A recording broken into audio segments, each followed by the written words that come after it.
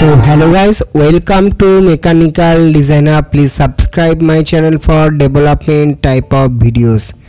বন্ধুরা আমার mechanical design hub চ্যানেলকে সাবস্ক্রাইব করে দিও। West Bengal and India related different type of development news, কোথায় কোথায় কি হায়ারিং হচ্ছে, ইনভেস্টমেন্ট হচ্ছে, এই ব্যাপারে লেটেস্ট আপডেট পেতে মেকানিক্যাল ডিজাইন হাবের সাথে তোমরা জুড়ে যেও। আমরা মেকানিক্যাল ডিজাইন হাবে বেঙ্গল নিউজে ওয়েস্ট বেঙ্গলের development, different type of investment and কোথায় কোথায় নতুন নতুন ভ্যাকেন্সি বেরোচ্ছে, কোন কোন সেক্টরে ডেভেলপ হচ্ছে উস বারে মে ওই বিষয়ে কথা বলি। তো প্রথম যে নিউজ আসছে সেটা হচ্ছে আইডেস্টিনি হচ্ছে অ্যাপেলের একটা প্রিমিয়াম সাপ্লায়ার, যেটা কলকাতায় তার নতুন স্টোর ওপেন করেছে।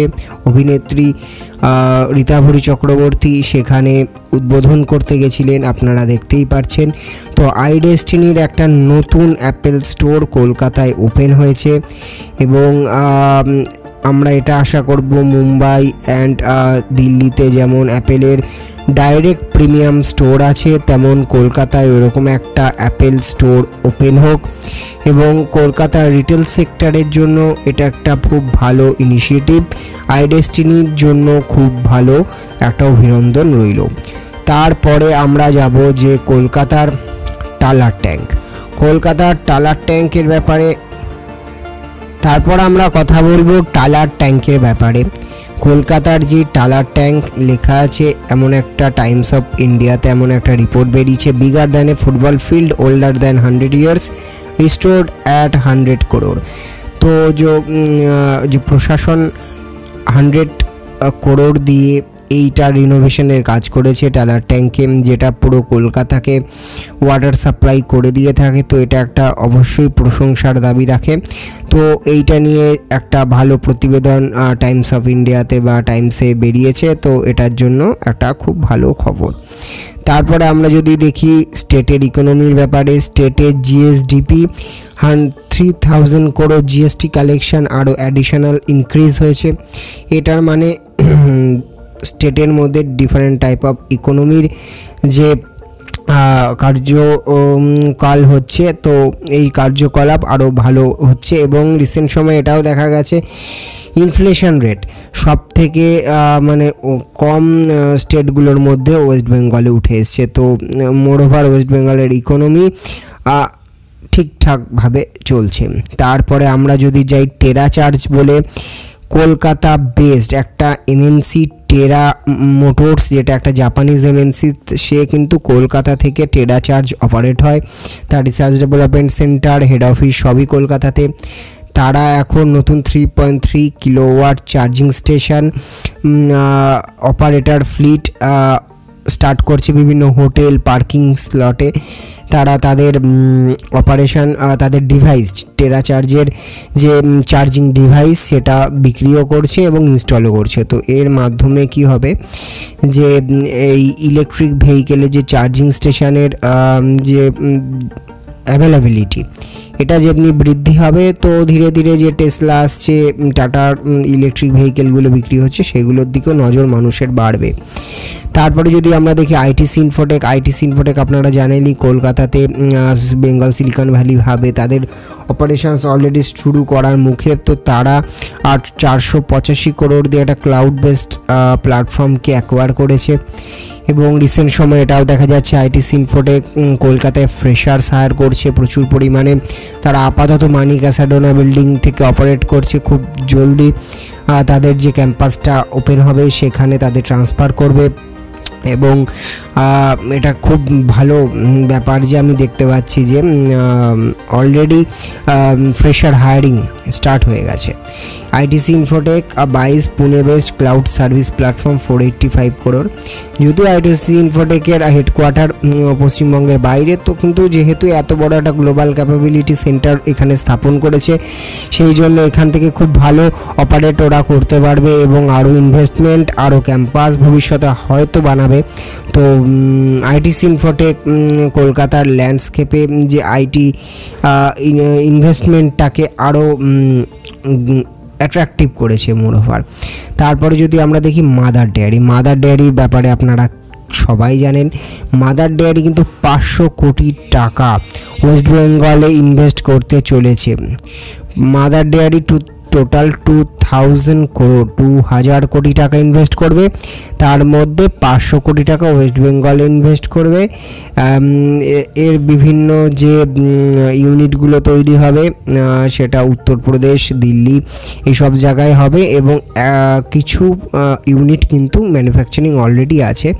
ম্যানুফ্যাকচারিং হাব কিন্তু ওয়েস্ট বেঙ্গলেও তৈরি হবে, যার ফলে 400 থেকে 500 কোটি টাকা আপনারা দেখতেই পারছেন তারা কিন্তু ওয়েস্ট বেঙ্গলে ইনভেস্ট করতে চলেছে। তো যেটা ওয়েস্ট বেঙ্গলের ডেয়ারি শিল্পের জন্য খুবই একটা ভালো দিক, কারণ ওয়েস্ট বেঙ্গল থেকে তারা নর্থ ইস্ট আদার কান্ট্রিতেও এক্সপোর্ট করতে পারবে।